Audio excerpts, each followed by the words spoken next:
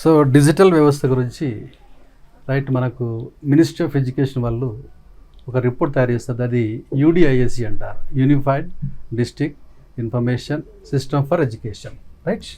So దీని ప్రకారం ఏంటంటే ఇలా పట్టణ ప్రాంతాల్లో డిజిటల్ ఫలాలు ఎక్కువగా ఉన్నాయి. అంటే స్కూల్ లోపల ఇక్కడ అర్బన్ డిజిటల్ స్కూల్స్ ఎంత ఉందంటే దాదాపు 68.7%. కానీ గ్రామాల విషయం చూసినట్లయితే రూరల్ డిజిటల్ ఓన్లీ 44.9%. కాబట్టి డిజిటల్ యొక్క ఫలాలు తప్పకుండా గ్రామీణ ప్రాంతాలకు, గ్రామీణ స్కూల్స్కి అందరి విషయాలు తీసుకోవాలి.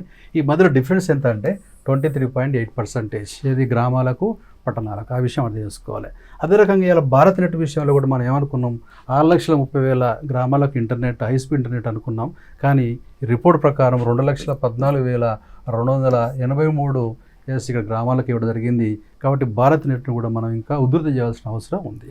అదే రకంగా మరొక అంశం ఏంటంటే డిజిటల్ ఇండియా మనం చేసినాం, దాని ఫ్రూట్స్ కూడా పెద్ద ఎత్తున మరి పెరుకోలేషన్ కారణం విషయం అర్థం చేసుకోవాలి. ముఖ్యంగా టెలిడెన్సిటీ విషయంలో 85% ఉంది.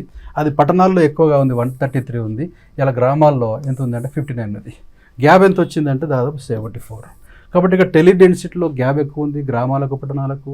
అదే రకంగా ఇక్కడ డిజిటల్ స్కూల్స్ విషయంలో గ్రామాల పట్ల తేడా ఉంది. కాబట్టి డిఫరెన్స్ మనం తగ్గించేసి డిజిటల్ వ్యవస్థ మనం స్పీడ్ చేస్తే కానీ ఇలా 2047కి మనం వీక్షిత భారత్ను అందుకుంటారు విషయం అర్థం చేసుకోవాలి, రైట్. Thank you.